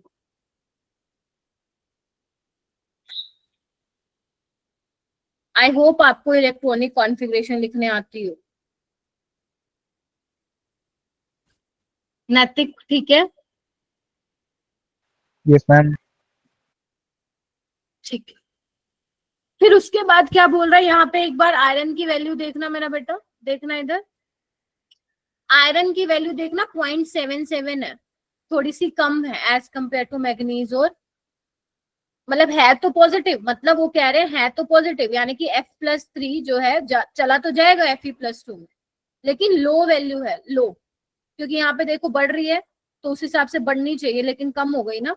ऐसा क्यों है? ऐसा इसलिए है क्योंकि मेरा बेटा Fe+3 क्या होता है, D5 होता है। तो चला तो जाएगा बट खुशी खुशी नहीं जाएगा, खुशी खुशी नहीं जाएगा। ठीक है, उसके बाद 5वां पॉइंट क्या कहता है यहाँ पे, 5वां, ये सब एनसीईआरटी की टेबल में से कंक्लूड करके मैंने यहाँ पे पॉइंट्स लिखे हैं। वेनेडियम की वैल्यू भी देखो कम है ना, नेगेटिव में भी है, देखो एक बार, नेगेटिव भी है। मतलब वैसे खुशी खुशी तो नहीं जाना चाहेगा वेनेडियम +2 में, बट चला जाता है, इसकी लो वैल्यू है। वो क्या रिप्रेजेंट कर रहा है, इधर आना। अभी मैंने आपको कोऑर्डिनेशन कंपाउंड नहीं पढ़ाया, स्कैंडियम तेरी विदाई 23 होता है ना इसका। तो अगर वेनेडियम +2 में है तो ये 3D3 बनेगा। अभी वैसे मैंने कोऑर्डिनेशन नहीं पढ़ाया है, वहां पे T2G और EG 2 ऑर्बिटल में स्प्लिट होते हैं, अगर हो सकता है किसी ने स्कूल में पढ़ लिया हो तो अभी के लिए इसको स्टार मार्क करके आप छोड़ भी सकते हो। यहाँ पे जो ये T2G होता है, T2G मतलब होता है ट्रिपली डीजेनरेट, मतलब इन तीनों की एनर्जी सेम है, तो ये हाफ फिल्ड होता है, इसलिए ये वेनेडियम +2 जो होता है वो स्टेबल होता है। ठीक है, इसको आप स्टार मार्क कर दो, क्योंकि अभी मैंने कोऑर्डिनेशन नहीं पढ़ाया ना, तो तुम्हें पता भी नहीं होगा कि मैम क्या बोल दिया T2G। ठीक है, तो ये बात बोलती है। उसके अलावा एनसीईआरटी एक इंपॉर्टेंट बात बोलती है, क्या बोलती है, an examination of the E note values table 4.2, यानी कि M+3 से M+2 वाली जो इलेक्ट्रोड पोटेंशियल है, तो उस टेबल में हमें ये देखने को मिला है, क्या देखने को मिला है कि जो मैग्नीज, इधर आओ इधर आओ, जो मैग्नीज और जो कोबाल्ट है उसकी वैल्यू सबसे ज्यादा क्या है मेरे बच्चों, पॉजिटिव है। तो यानी कि इसका मतलब क्या हुआ कि जो मेरा मैग्नीज और कोबाल्ट है वो क्या जाना चाहेगा, ये +2 में जाना चाहेगा, और ये भी +2 में जाना चाहेगा, क्योंकि इनकी रिडक्शन पोटेंशियल की वैल्यू क्या है, पॉजिटिव आ रही है।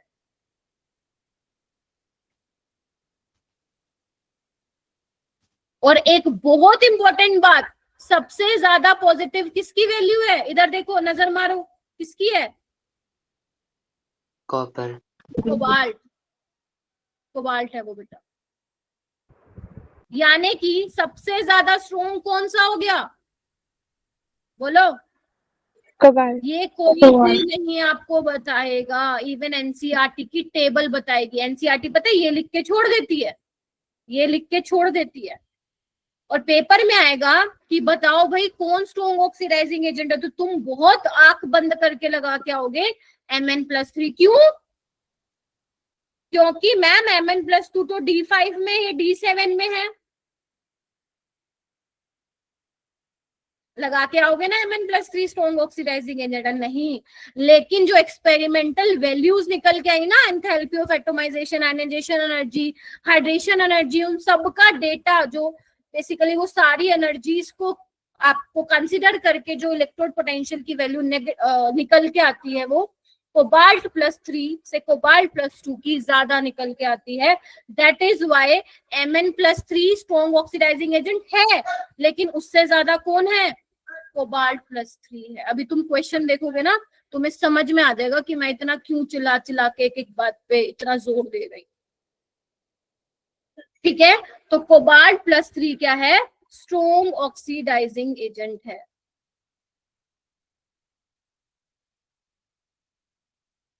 फिर यहाँ पे बोल रहा है कि जो टाइटेनियम, वेनेडियम और क्रोमियम है वो स्ट्रॉन्ग रिड्यूसिंग एजेंट है। क्यों है? क्योंकि उनकी वैल्यू नेगेटिव है। देखना, देख रहे हो?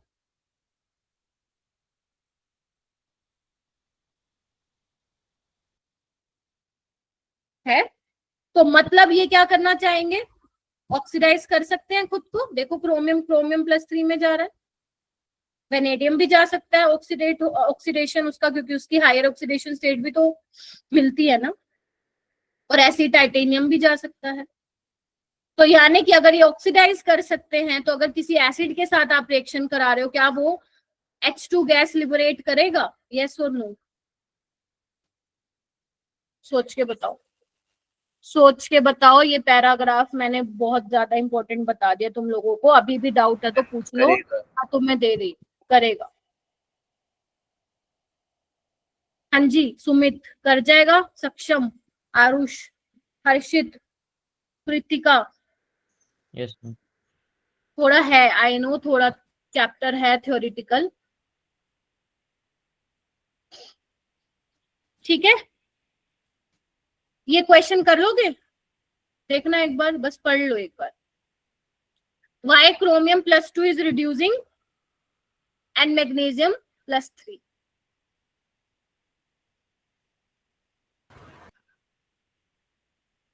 क्योंकि क्रोमियम क्या जा सकता है? अब यहाँ पे भी वही मैंने कोऑर्डिनेशन नहीं पढ़ाया। क्रोमियम भी क्रोमियम+3 में जा सकता है, क्योंकि उसमें T2G में 3 इलेक्ट्रॉन होते हैं, तो वो स्टेबल होता है। Mn+3 ऑक्सीडाइजिंग है। क्यों? खुद को रिड्यूस करके Mn+2 में जाना चाहेगा। क्यों जाना चाहेगा? क्योंकि D5। तो titanium 2+, vanadium 2+, क्रोमियम+2 H2 gas liberate करेंगे। ठीक है, चलिए। Mn+3 कोबाल्ट+3 स्ट्रॉन्ग ऑक्सीडाइजिंग एजेंट है, नहीं करेंगे। अगर उसमें से भी मैं बोलूं कौन ज्यादा स्ट्रॉन्ग है, तो आंसर वुड बी, जल्दी बोलो, कोबाल्ट+3। चलो 1 2 3 3 ही है क्या इसके? चलो कोई नहीं, करते हैं। और हाँ, जो बच्चे एग्जाम साइड से सवाल करते हैं, बेटा एग्जाम साइड में क्या होता है ना, जब फाइनल आंसर की नहीं आती एनटीए की साइड से, उससे पहले ही वो वहां पे आंसर डाल देते हैं। तो कुछ क्वेश्चन में वहां पे आंसर गलत भी होते हैं। तो अगर तुम्हें कोई डाउट आता है तो please reach out to me. ठीक है, जैसे ये वाला क्वेश्चन अगर तुम ये एग्जाम साइड से करोगे, वहां पे गलत आंसर दिया हुआ है।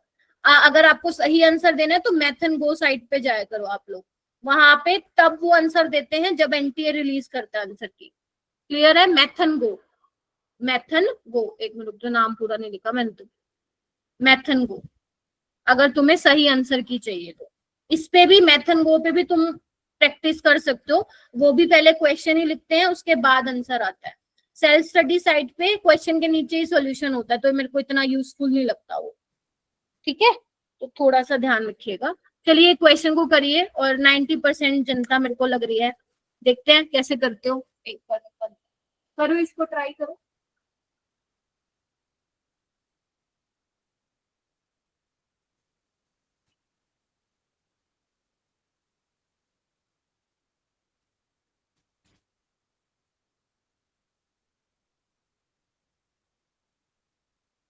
इसमें बहुत बुरी तरह बच्चे फंसे थे इस क्वेश्चन में। देखती हूँ आप में से कितने बच्चे फंसते हैं इसमें।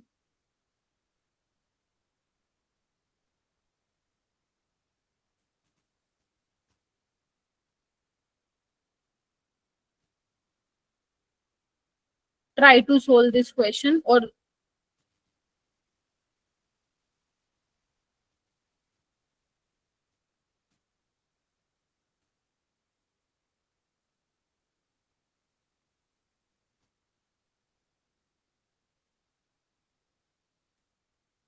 करो, अरे गलत शलत कुछ होगा ना, बताओ, करो hand raise.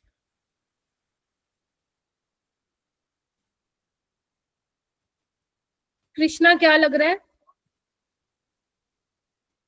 Ma'am option D. Option D. Adarsh? Ma'am A. Saksham? Ma'am B लग रहा है। Okay, Palak? Ma'am B. Krishna ने मेरे को क्या बोला था? Fourth option. तो कृष्णा एक्सप्लेन करेगा व्हाई फोर्थ बेटा। मैम मैम जो कॉपर प्लस है मैम वो अनस्टेबल होता है ना मैम एक्वस सॉल्यूशन में। हाँ ठीक है, ये तो तुम्हारी ठीक है कि कॉपर +2 ज्यादा स्टेबल होगा वो एक्वस सॉल्यूशन में, ठीक है। और सेकंड? मैम एक सेकंड ना। सिमरन क्या लग रहा है? मैम जो कॉपर 2 हाँ। प्लस की जो मैम हाइड्रेशन एनर्जी होती है वो मोर नेगेटिव होती है। हाँ, तो इसमें मच लेस लिखा हुआ है, मतलब मैम तो फिर ये मतलब आप गलत हो गया। नहीं, यू आर राइट, तुम सही बोल रहे हो, मतलब सही बोल रहे थे, अब तुमने आंसर पलटा तो वो गलत हो गया। देखो यहाँ पे ना क्या कंफ्यूजन थी, मैंने एक वर्ड यूज किया था मोर नेगेटिव, है ना।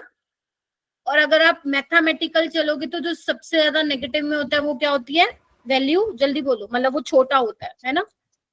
जैसे मैंने तुम्हें याद करो इलेक्ट्रॉन गेन एंथैल्पी में बताया था, तो यहाँ पे घुमा दिया एग्जामिनर ने, आधी से ज्यादा बच्चे ये करके आए थे, इसको मान के आए थे इनकरेक्ट, जबकि ये सही है और ये सही एक्सप्लेनेशन भी है। मतलब enthalpy of hydration is much less than, उसने क्या बोला? मोर नेगेटिव का मतलब कम, ठीक है। अगर वो यहाँ लिखता ना इज मच लेस नेगेटिव तो ये गलत होता। समझ आई मैं क्या बोल रही आप लोगों को? ठीक है, सो दोनों ही करेक्ट है एंड करेक्ट एक्सप्लेनेशन भी है। तो थोड़ा सा ध्यान रखिएगा, जब भी ये साइन वाली चीजें होंगी ना तो देख लेना, अगर उसने मैग्नीट्यूड या साइन को कंसिडर करके बोला है तो वही लगा के आना। लेकिन अगर उसने कुछ भी मेंशन नहीं किया तो फिर आप जैसे मैथ्स में देखते हो ना, जो सबसे ज्यादा नेगेटिव में होगा वो कम होगा।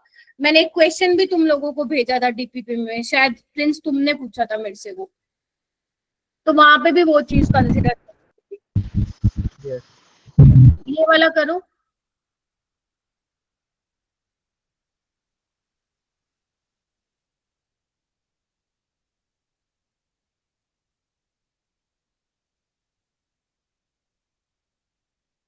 हाँ, हाइड्रेशन का नहीं बोला था, ये क्या है? आयरन, एक मिनट रुको, कहाँ गया?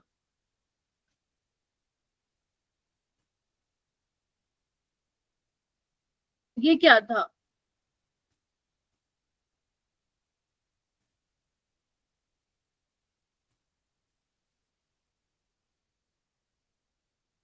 ध्यान दो ना क्लास में।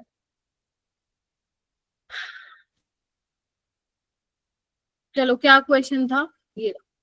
स्क्रीन नहीं दिख रही है, एक बार रिज्वाइन कर लो बेटा, देखो दिख रही है तो। आर्यन अब हो गया क्लियर वो?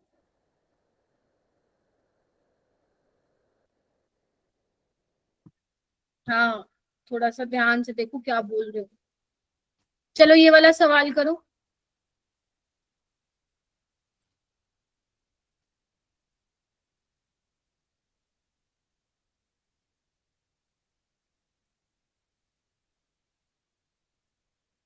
सिमरन आप बताओ। मैम कर रहे हैं मैम।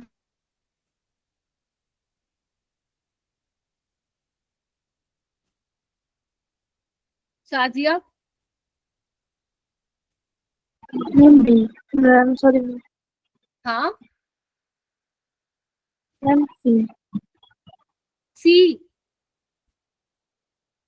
सी बोला है क्या? ये थर्ड ऑप्शन बोल दो ना, ABCD में मेरे को कंफ्यूजन होता है।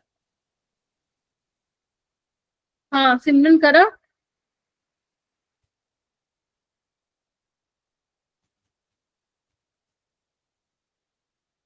चौदह बच्चे हैंड रेस कर रहे हैं। अंजलि बोलो बोलो जल्दी से, केमिकल बॉन्डिंग के भी कराने। हाँ मैम डी ऑप्शन। पहला गलत है क्या? जल्दी बताओ। हायर ऑक्सीडेशन स्टेट ज्यादा स्टेबल होती है down the group among transition element unlike, ये तो ठीक है ना। यस पी मैम ब्लॉक सही है। में लोअर ऑक्सीडेशन स्टेट स्टेबल होती है डाउन द ग्रुप, पर इसमें हायर होती है, तो ये तो ठीक है। कॉपर कैन नॉट लिबरेट, हाँ क्यों नहीं कर पाता है? क्योंकि आपका वो उसका रिडक्शन पोटेंशियल पॉजिटिव में है, तो दोनों ही सही स्टेटमेंट है। ठीक है सिमरन, क्या ध्यान है आज आपका? ये वाला करो। हाँ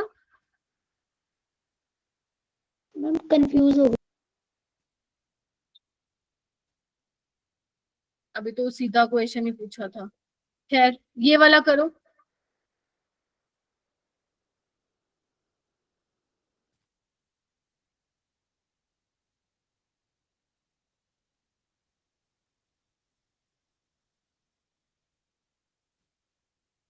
चैट में जरा लिखना इसका आंसर, चैट में लिखना इसका आंसर।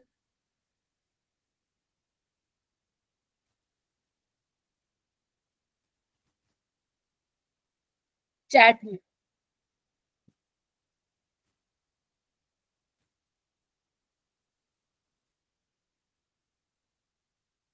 चैट बॉक्स में बोला, आवाज नहीं आ रही क्या मेरी?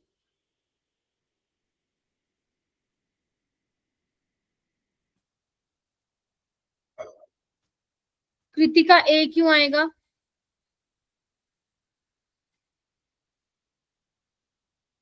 क्योंकि C2 जो होता है वो लेस स्टेबल होता है। लेस होता है, बट तुमने तो ए मार्क किया है। सिमरन बी क्यों होगा? मैम क्योंकि जो Cu2 है मैम वो लेस स्टेबल है मैम 3D10 से मैम। यहाँ पे गलती कर दी तुम लोगों ने। यहाँ पे बच्चे भी यही लगा के आए थे बी, लेकिन आंसर क्या दिया था एनटीए ने? ए। तो एनटीए ने इसमें बच्चों ने ना 200 रुपए भी अपने खराब किए थे, क्योंकि चैलेंज किया था इस क्वेश्चन को, लेकिन एनटीए ने बोला, और वैसे एनसीईआरटी एग्जाम्पलर का भी क्वेश्चन है, ठीक है। तो ये बोला था एनटीए ने एक्सप्लेनेशन के टाइम पे कि अगर तुम्हें कुछ भी नहीं लिखा हुआ तब भी तुम्हें क्या मान के रखना है कि एक्वस मीडियम में ही क्या हो रही है, रिएक्शन। और एक्वस मीडियम में कॉपर +2 ज्यादा स्टेबल होता है कॉपर +1 में, तो इसीलिए इसका आंसर आएगा। करना है। अगर मेंशन नहीं है एक्व, यहाँ पे भी तो यही है ना, मेंशन नहीं है बट तुम्हें एक्वस लेके कंसिडर कर, तो अगर मेंशन है अच्छी बात है, नहीं है तब भी तुम्हें एक्वस मीडियम लेके ही करना। मैम ठीक है, सेकंड ऑप्शन कब होता आंसर? क्या फिर से बोलो बेटा? मैम आंसर सेकंड ऑप्शन कब होता? आंसर सेकंड क्वेश्चन तब होता जब अगर कॉपर +1 आपका सॉलिड, कॉपर +1 सिर्फ सॉलिड स्टेट में ही स्टेबल होता है, ठीक है। तो वहां पे वो मेंशन करके देता, कुछ मेंशन नहीं किया हुआ तो कंसिडर करो उसको कि वो एक्वस मीडियम में दिया हुआ, और एक्वस मीडियम में जो हाइड्रेशन एनर्जी रिलीज होती है, जो हाइड्रेशन एनर्जी आपकी रिलीज होती है वो कंपनसेट कर देती है आपकी sum of first and second hydration energy. That is why copper 2 is more stable. उसने जान करके क्वेश्चन ऐसे बनाया है, क्योंकि सिर्फ इलेक्ट्रॉनिक कॉन्फ़िगरेशन एक क्राइटेरिया नहीं होता है स्टेबिलिटी को एक्सप्लेन करने के लिए, ठीक है। चलिए, तो ये मैग्नेटिक प्रॉपर्टीज मैं आप लोगों को कल ही कराऊंगी, क्योंकि जैसे मैंने प्रॉमिस किया था मुझे वो कराना है, तो ये क्वेश्चंस भी मैं कल ही कराऊंगी। कुछ क्वेश्चंस कर लेते हैं केमिकल बॉन्डिंग के and this will be your test. ठीक है, अभी वी हैव 8 मिनट्स। कोई भी बच्चा चैट बॉक्स में नहीं बोलेगा, मैं जस्ट ये देखना चाहती हूँ आप लोग क्या पढ़ाई करते हो घर पे। कोई बच्चा चैट में नहीं बोलेगा, सब बच्चे हैंड रेस करेंगे, क्योंकि पोल मैं इसलिए नहीं कर रही हूँ क्योंकि टाइम कंज्यूमिंग होगा और मुझे 4 ये कराने हैं। चलो, और नंबर दे देना अपने आप को, एक क्वेश्चन 4 नंबर का है। पहले पढ़ो फिर आंसर करना, और कोई भी बच्चा गूगल नहीं करेगा क्योंकि मैं एक्सप्लेनेशन भी मांगूंगी फिर उसकी।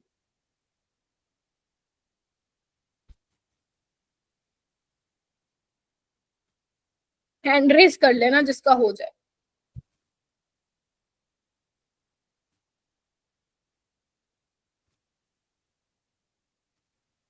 वेरी गुड प्रिंस, सिमरन, मनीषा, कृतिका, आदर्श।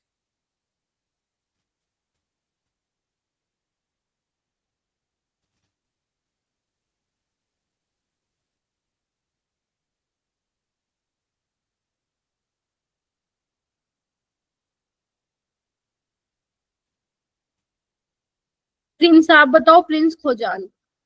टाइम सब इतना देर का नहीं था ये सवाल। प्रिंस आप बताओ बेटा, Prince खोजान।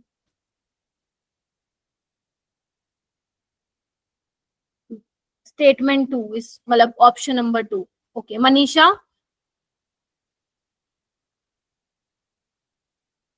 Statement 1 is correct, but statement second है वो incorrect. वेरी गुड, शाबाश। ऋषि अब जा गया पूरी क्लास में, और बाकी तो सो ही रहे हैं आधे से ज्यादा बच्चे। स्टेटमेंट 1 सही है, क्योंकि ClF3 में 2 लोन पेयर और 3 बॉन्ड पेयर होते हैं, तो ये तीनों के तीनों ही पॉसिबल स्ट्रक्चर हैं, तो ये बिल्कुल ठीक है। ठीक है, लेकिन स्ट्रक्चर जो थर्ड वाला है वो लेस स्टेबल है। क्यों? इसने बोला मोर स्टेबल, क्योंकि मैंने बताया था आप लोगों को कि जो लोन पेयर ऑक्यूपाई करेंगे वो इक्विटोरियल पोजीशन ऑक्यूपाई करते हैं, तो सबसे ज्यादा फर्स्ट वाला स्टेबल है, फिर सेकंड वाला, और थर्ड लीस्ट स्टेबल है। यानी कि पहला वाला ठीक, दूसरे वाला गलत। जिसका ठीक है +4 करो, जिसका गलत है वो कट लगा दो, 0 -1 दो अपने आप। सेकेंड क्वेश्चन,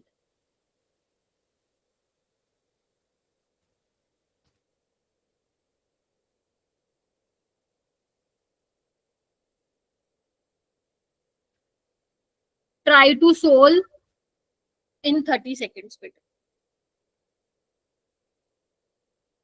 तुषार आया आज? तुषार क्लास में है क्या? तुषार, पीरबख्श, धनंजय।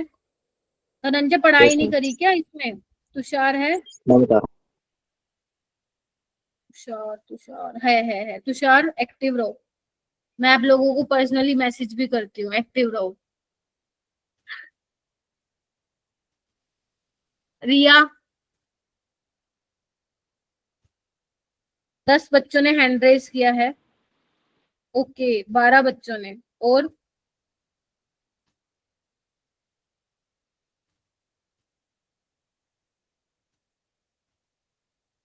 धनंजय बताओ। हूँ मैम, बी ऑप्शन मैम, क्योंकि IF7 का तो पेंटागोनल बायोपिरामिडल होता है। हाँ, तो डी एक ही ऑप्शन मैम में है क्या? एक डी ही में है। सबका यही आया था? प्लीज सच्ची बताना, ऑनेस्टी से बताना बेटा। Yes ma'am. यस मैम, यही है। Yes, ma'am. ठीक है, करवाने की जरूरत तो नहीं है, ये तो आपका डायटोमिक है, लीनियर ही होगा, ये आप बाकी निकाल लेना। हाँ, ये आपका स्टीरिक नंबर 7 ही आएगा, दैट इज sp3d3, जो कि होता है पेंटागोनल बायपिरामिडल, और एक ही ऑप्शन में था। ये वाला करना, हाइड्रोजन बॉन्डिंग से है ये।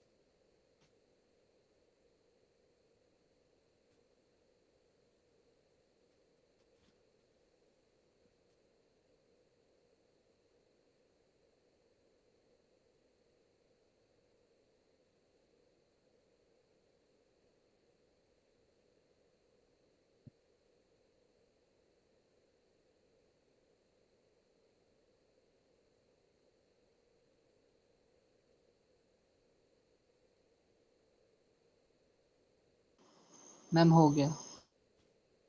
जिसका होता जा रहा है हैंड रेज कर लो बेटा। वेरी गुड, करो, बाकी का वेट कर रही हूँ मैं। 。 . . . . . . . . . . . . . . . . . . . . . . . . . . . . . . . . . . . . . . . . . . . 。 . 。 . 。 . . . . 。 . .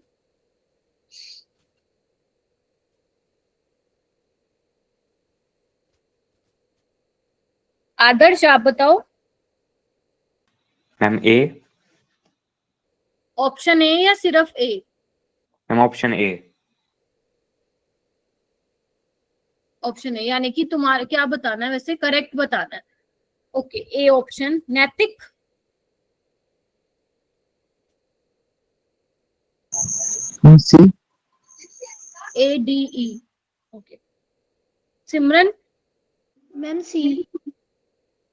सी आएगा। देखो एक बार, हाइड्रोजन बॉन्डिंग तब एग्जिस्ट कर रही है जब हाइड्रोजन कोवेलेंटली बॉन्डेड होगा हायर इलेक्ट्रोनेगेटिव एटम से, फिर जो है आगे वो एग्जाम्पल बता रही हूँ ये तो मैं, जैसे फ्लोरीन हो गया, ऑक्सीजन हो गया, नाइट्रोजन हो गया, तो ये ठीक है। फिर वो कह रहे इंटरमोलिकुलर हाइड्रोजन बॉन्डिंग होती है, आप लोगों को मालूम होना चाहिए इंट्रामोलिकुलर। हालांकि मैंने एक्स्ट्रा क्लास में टॉपिक कराया नहीं था, बट मैंने कहा था ये इंपॉर्टेंट है थोड़ा सा। यहाँ पे देखना, ऑर्थो नाइट्रोफिनोल ये होता है बेटा। तो इनके बीच में क्या होती है? हाइड्रोजन बॉन्डिंग, क्योंकि विद इन द मॉलिक्यूल है, इसको हम बोलते हैं इंट्रा।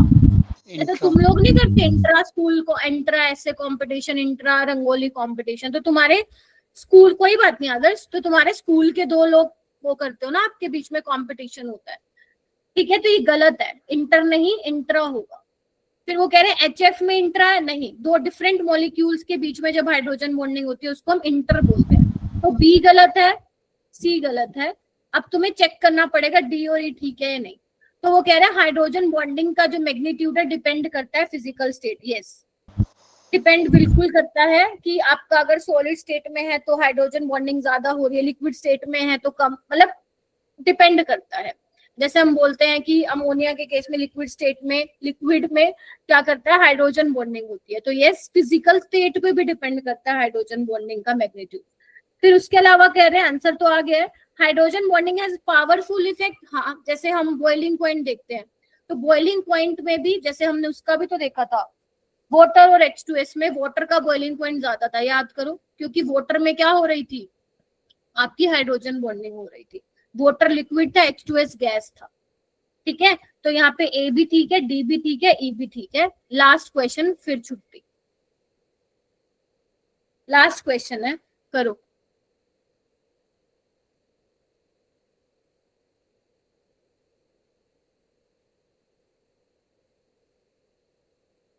हर्षित सर कह रहे रिमेनिंग स्टूडेंट ज्वाइन फास्ट। आज 15 मिनट पहले ही बुला रहे हैं क्या सर?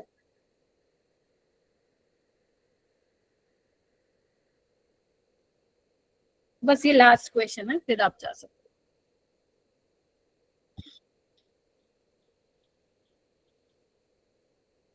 आराम से सोचो।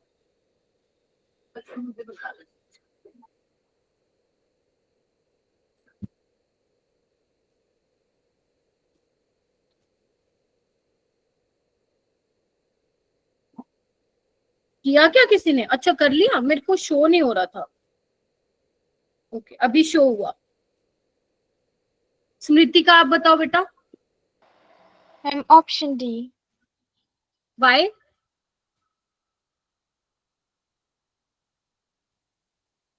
Y? Non zero dipole moment का मतलब म्यू क्या होना चाहिए? 0 के बराबर नहीं होना चाहिए। तो यहाँ पे हाँ बोलो। मैम इसमें क्योंकि highest number of lone pairs हैं, और किसमें किसमें? मैम CIF3 में। पहली बात तो बेटा ClF3 है, ठीक है? तो SO2 का नॉन जीरो होता है NF3, NH3 इसका 0 होता है ना, याद करो, ये अपनी वो वाली कैटेगरी में 2 बॉन्ड पे 3 बॉन्ड पे, इसका भी आपका नॉन जीरो होता है, इसका भी नॉन जीरो होता है। तो आपसे पूछा है किसमें लोन पेयर ज्यादा होंगे, तो ClF3 में होंगे सबसे ज्यादा। ClF3 काफी इंपॉर्टेंट है बच्चों, ठीक है? और इसकी हाइब्रिडाइजेशन क्या होती है? sp3 होती है। ये क्या यही सोचा था आप लोगों ने? Yes ma'am. Yes ma'am. ये मैंने क्लास जिन्होंने अटेंड किया था वहां पे भी कराया था, बाकी जिन बच्चों को पता भी है वो भी बहुत बढ़िया है, ठीक है? तो मैं अब हम ऐसे करेंगे कि डेली कुछ 11th के क्वेश्चंस लगाएंगे।